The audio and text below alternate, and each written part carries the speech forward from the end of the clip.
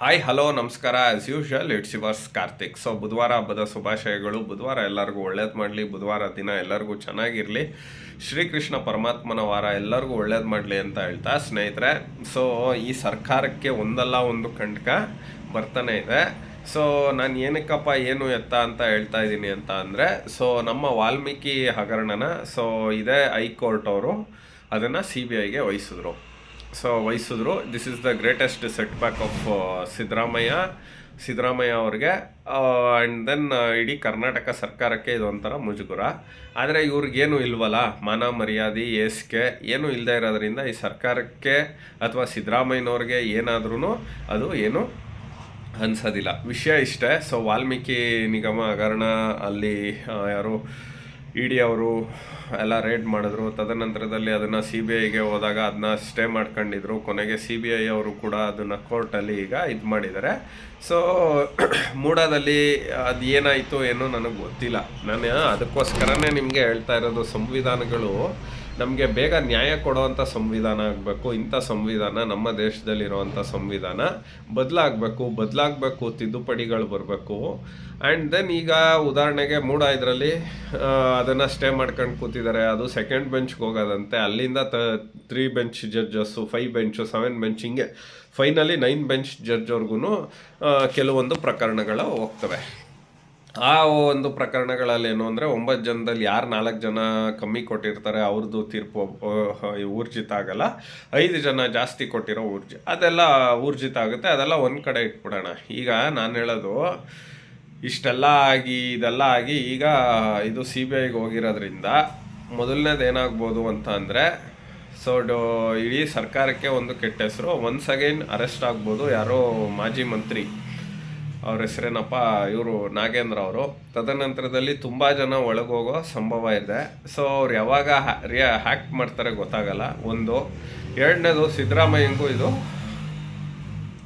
ಒಂಥರ ಕಂಟಕ ಕುತ್ತಿಗೆಗೆ ಬರುತ್ತೆ ಅಂತ ಅನಿಸುತ್ತೆ. ಸಿದ್ದರಾಮಯ್ಯ ನನ್ನ ಇಷ್ಟಕ್ಕೆ ಈ ಕೇಸಲ್ಲಿ ಬಹುಶಃ ಸರ್ಕಾರ ಕೆಳಗಡೆ ಇಳಿಬೋದು, ಉರುಳ್ಬೋದು, ನನಗೆ ಅನಿಸಿರೋ ಮಾಹಿತಿ. ಯಾಕೆ ಅಂದರೆ, because Siddaramaiah will be the finance minister and ಅವರ ಗಮನಕ್ಕೆ ಬಂದಿಲ್ದಂಗೆ ಇಷ್ಟು ದೊಡ್ಡ ಅಮೌಂಟ್ ಹೋಗೋದಕ್ಕೆ ಸಾಧ್ಯ ಇಲ್ಲ. ಅಧಿಕಾರಿಗಳ ಆತ್ಮಹತ್ಯೆ ಮಾಡ್ಕೊಂಡಿದ್ದಾರೆ. ಸೊ ಈ ಎಲ್ಲ ಬೆಳವಣಿಗೆಯಿಂದ ಬೇಸತ್ತಿರ್ತಕ್ಕಂಥ ಹೈಕಮಾಂಡು, ಜೊತೆಗೆ ಒಳಜಗಳದಿಂದ ಹೈಕಮಾಂಡು, ಸೊ ಇದೆಲ್ಲದರ ನಡುವೆ ಸಿದ್ದರಾಮಯ್ಯಂಗೆ ಎಫೆಕ್ಟ್ ಆಗ್ಬೋದು. ನೀವು ಕುರ್ಚಿಯಿಂದ ಇಳೀರಿ ಅಂತ ಕೇಳ್ಬೋದು. ಇಲ್ಲ ಸಿದ್ದರಾಮಯ್ಯನಿಗೆ ಹೈಕಮಾಂಡು ಬೆನ್ನೆಲುಬಾಗಿ ನಿಲ್ಬೋದು. ಇಲ್ಲ ಏನೂ ಆಗೇ ಇಲ್ಲ, ಇದು ಮಾಮೂಲಿ ಗೊತ್ತಲ್ಲ ಅವ್ರದ್ದು, ಇದು ಹಂಗೆ ಬಳಸ್ಕೊಳ್ತಾ ಇದೆ, ಹಿಂಗೆ ಬಳಸ್ಕೊಳ್ತಾ ಇದೆ ಅಂತ. ಸಂವಿಧಾನಕ್ಕೆ ಬೇರೆ ಭಾಳ ಗೌರವ ಕೊಡೋವಂಥ ಒಂದು ಭಾಳ ಅಯೋಗ್ಯರ ಸಂಖ್ಯೆ ಹೆಚ್ಚಿರ್ತಕ್ಕಂಥ ಕಾಂಗ್ರೆಸ್ಸಲ್ಲಿ ನಾವು ಇನ್ನೇನು ಅಪೇಕ್ಷೆ ಮಾಡೋದಕ್ಕೆ ಸಾಧ್ಯ ಇಲ್ಲ. ಸೊ ಇನ್ನೊಂದು ಆ್ಯಂಗಲಲ್ಲಿ ನೋಡಬೇಕಾಗ್ಬೋದು ಅಂತ ಅಂದರೆ, ಸೊ ಯಾರೆಲ್ಲ ಅಂದರೆ ಈ ದುಡ್ಡಲ್ಲಿ ಈಗ ಆಮೇಲೆ ಈಗ ಅವರಲ್ಲಿ ಬರೆದ್ಬಿಟ್ಟಿರ್ತಾರೆ, ಇಷ್ಟು ದುಡ್ಡು ಹೋಗಿರ್ತದೆ, ನಾನು ಇಷ್ಟು ಕೊಟ್ಟಿರ್ತೀನಿ, ಅದೆಲ್ಲ ರಿಕವರ್ ಮಾಡೋಕ್ಕಾಗಲ್ಲ. ಬಟ್ ಒಂದೇನು ಅಂದರೆ, ದುಡ್ಡು ಮಿಸ್ಯೂಸ್ ಆಗಿದೆ. ದುಡ್ಡು ಒಂದು ಏನಾಗಿದೆ, ಡ್ರಾ ಆಗಿರೋದು ಖಚಿತ. ಬಿಕಾಸ್ ಇದೇ ನಮ್ಮ ಸಿದ್ದರಾಮಯ್ಯ ಅಲಿಯಾಸ್ ದುರಾಂಕಾರದ ರಾಮಯ್ಯನವರು ಅಲಿಯಾಸ್ ರಾಜ್ಯದ ಮೊದಲ ಪ್ರಜೆನೇ ಪಾಪ ನಾನು ಒಪ್ಕೊಂಡಿದ್ದೀನಿ, ಇಷ್ಟು ಕೋಟಿ ಅಲ್ಲ ಅಷ್ಟು ಕೋಟಿ ಮಿಸ್ಯೂಸ್ ಆಗಿದೆ ಅಂತ ಹೇಳಿದ್ದಾರೆ.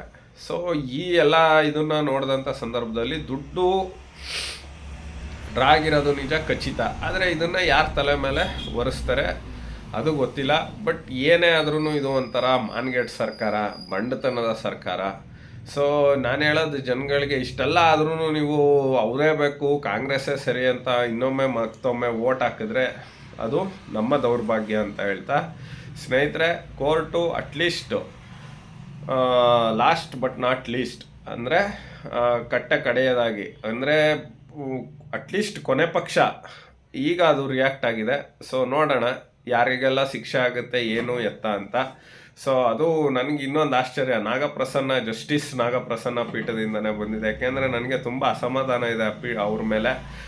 ಈ ಮೂಡಾದಲ್ಲಿ ಅವ್ರು ಏನೇ ತಪ್ಪು ಮಾಡಿಲ್ಲದೆ ಇರಲಿ ನಾನು ಹೇಳೋದು, ಅದು ಅಷ್ಟೊಂದು ಇದಿದ್ದಾಗ ಅವರು ಹಠ ಮಾಡಬಾರ್ದಿತ್ತು. ಇರಲಿ, ಆ ಕೇಸ್ ಎಲ್ಲಿಗೋಯ್ತು ಏನು ಗೊತ್ತಿಲ್ಲ, ಮುಂದೆ ನೋಡೋಣ ಅಂತ ಹೇಳ್ತಾ ಆ ಕೇಸ್ ಬಂದಾಗ್ಲೂ ಅಪ್ಡೇಟ್ ಮಾಡ್ತೀನಿ ಅಂತ ಹೇಳ್ತಾ greatest setback for Siddaramaiah and ಪುಂಡರ ಸರ್ಕಾರ. ಸೊ ಕೋರ್ಟು ಚಾಟಿ ಬೀಸಿದೆ.